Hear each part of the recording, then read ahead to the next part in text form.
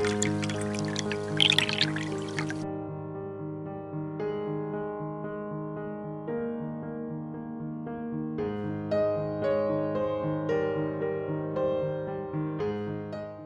lugar de la Dolce Vita, Federico Fellini pudo haber titulado su película La bitácora pagana, Los claroscuros de Caravaggio o simplemente Lacónico bailar.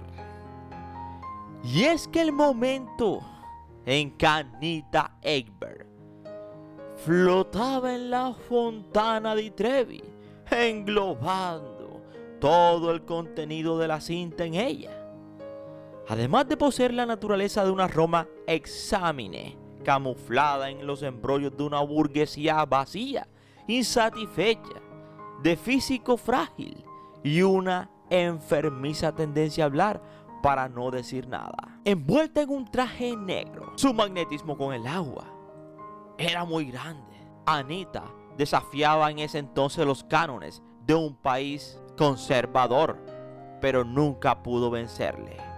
Su ingenuidad y sensibilidad, retratada en la secuencia junto al galán, le hizo ser de notoria. Por eso fue que en 2015, ante la noticia de su partida, ocurrida en una clínica 30 kilómetros al sur de Roma, cuando tenía 83 años, fue inevitable inmediatamente que todos recordaran las escenas de la Dolce Vita de Fellini. 2 años después volvería a repetir en la película Las tentaciones del Dr. Antonio, fragmento de la película Boccaccio del 70, en la que el reprimido Peppino de Filippo enloquecía de amor ante una provocadora imagen de la actriz, con todos sus atributos y un rostro de expresión salvaje. Lo mismo le pasó a Jerry Lewis cuando la vio en la película Loco por Anita del 56. Literal, Anita Ekberg le fascinaba a todos. Desde muy joven, llamó la atención por su físico. Fue Miss Suecia en el 50, donde había nacido 19 años atrás. Gracias a ese premio y por haber sido candidata al de Miss Universo, viajó a los Estados Unidos, donde fue rápidamente contratada por Howard Hughes, multimillonario conocido también por su afición a las estrellas de cine y a la aviación. Incluso Martin Scorsese recreó parte de su vida en El Aviador. Así hizo Howard Hughes también con la Ekberg, aconsejándole operaciones e intervenciones, obligándola a tomar clases en distintas especialidades. Así que tras intervenir en algunas películas de poca monta o en cometidos secundarios, Abbott y Costello, Van Marte, o La espada de Damasco, Callejón o Guerra y Paz, Anita Ekberg fue la más frecuente en las portadas de las revistas. Su popularidad no crecía tanto por sus dotes para la interpretación, siempre dudosas, aunque en ocasiones estuvieron salpicadas por un notable sentido del humor, sino por su incuestionable belleza y la ligereza en su comportamiento, que sorprendía a una sociedad conservadora, como una rubia bien arreglada y de ojos azules claros. Andaba por ahí, picosa. Recibió un Globo de Oro como estrella emergente en el 56, año en que consiguió su primer papel protagónico, en Regreso de la Eternidad, junto a Robert Ryan. Pero eso no fue suficiente para convertirla en actriz, carrera en la que seguía dando tumbos, hasta que en su camino se cruzó Federico Fellini con la Dolce Vita. El éxito internacional de esta película la confirmó como un símbolo, y aunque fue desde entonces solicitada por numerosos cineastas, su trabajo se centró casi exclusivamente en el cine italiano, haciendo grandes películas que quedarían para la historia, como El Gran Amante, Los Mongoles o Los Tres Etcéteras del Coronel y La Esfinge de Cristal. Desgraciadamente no volvió a intervenir en grandes películas al margen de Fellini. Su última aparición sería en Entrevista del 87, en la que hacía de sí misma. Fue la última de ellas. Su gloria se fue apagando con el tiempo, pero el recuerdo de su baño nocturno en la Dolce Vita, aquella fuente, mantiene vivo en nuestra memoria y para muchos en la historia del cine. Así que si quieres saber más de esta mujer que simplemente fue historia y que protagonizó la Dolce Vita, siéntate, relájate y disfruta, porque somos 007 Videos, tu mejor opción. Y gracias por preferirnos, y recuerda que cada día somos más y que tú eres nuestra estrella, mis estrellas. Esas que tanto quiero, sueño y sé que ellas me quieren a mí, mis estrellas.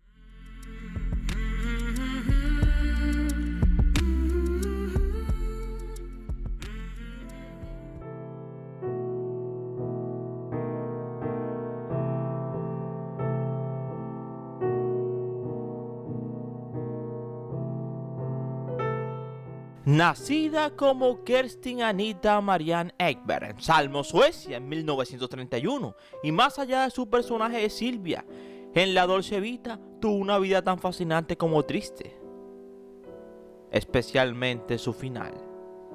Sexta de 8 hermanos, la sueca empezó a hacer sus pinitos como modelo siendo adolescente, y a los 19 representó a su país en Miss Universo, no sin antes arrasar en Miss Suecia, por lo que con 20 años recién cumplidos ya estaba volando por primera vez a los Estados Unidos para participar en Miss Universo. No ganó, pero quedó en las 6 finalistas y causó gran sensación.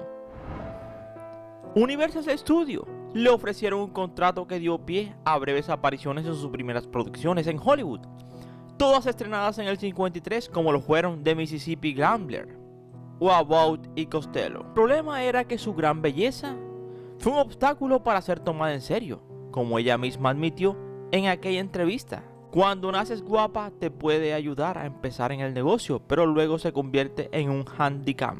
La Universal no le quiso renovar el contrato después de que no hiciera caso omiso y no se presentara a tomar clases de actuación, pues ella prefería montar a caballo por Hollywood Hills. Pero entonces ya tenía suficiente estatus para mantenerse en la meca del cine gracias a sus constantes apariciones en la prensa. Razón había para ello, porque mantuvo breves romances con algunos de las grandes figuras del momento como Frank Sinatra, Tyrone Power, Jules Briner y hasta Errol Flynn, y accedió a posar de manera provocativa para algunas revistas. Pero sería el año 1956 el año clave para Ekberg en muchos aspectos, incluido el personal, ya que tuvo tiempo a sí misma para casarse con el actor británico Anthony Steele, famoso por su participación en las películas bélicas inglesas como The Wooden Horse del 50. No fue sin embargo un matrimonio bien avenido desde el principio, y los paparazzi documentaron varias discusiones de la pareja en público. Steele protagonizó también varios escándalos al ser arrestado en 2 ocasiones. Pero aunque no tuvieron un buen matrimonio, sí influyó a Ekberg para que trabajara en Europa. Gracias a ello tuvo que ver también su acuerdo con Warner Pictures de Albert Broccoli, quien luego se convertiría en el famoso productor de las películas de James Bond y que le permitió rodar Zarak en el 56. Volvió a Hollywood para compartir cartel con su entonces marido en Valerie, sí, Valerie del 57. En el 59 viajaba a Roma para formar parte de la Dolce Vita, que la convirtió definitivamente en un ícono internacional y cambió su carrera para siempre, para bien o para mal. Desde entonces Anita fijó a partir de entonces su residencia en la capital italiana, ciudad que no abandonó hasta que pereció.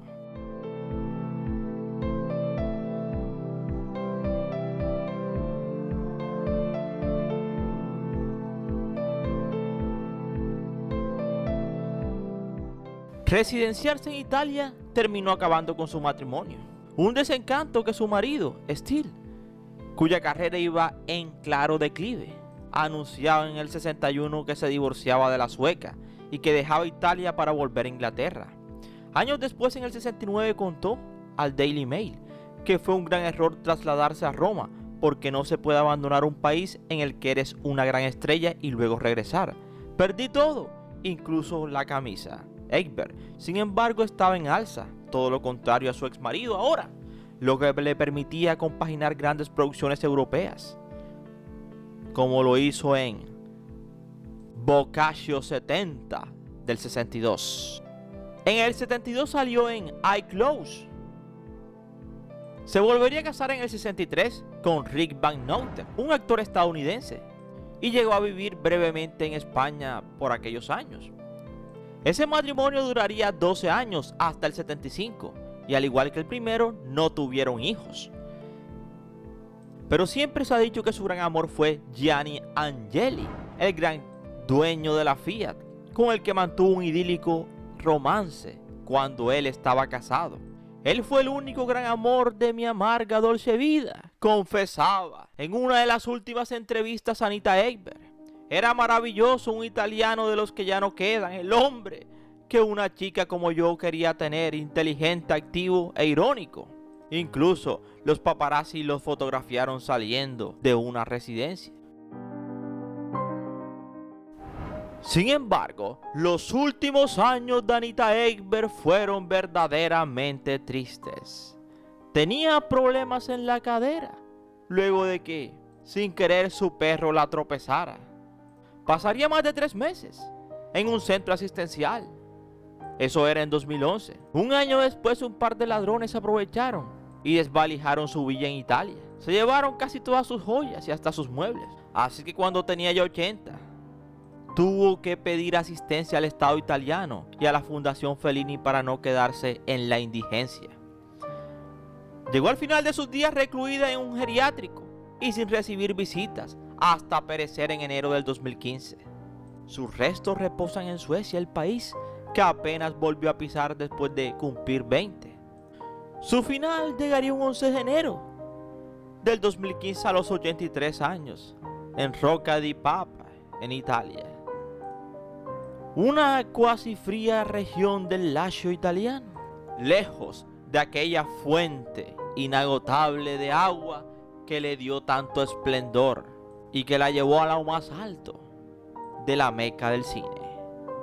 Así fue el triste final de Anita Ekberg, y esperamos que te haya gustado este interesante video, no sin antes decirte gracias por preferirnos. Y recuerda que cada día somos más y que tú eres nuestra estrella, mis estrellas. Esas que tanto quiero, sueño y sé que ellas me quieren a mí. Mis estrellas.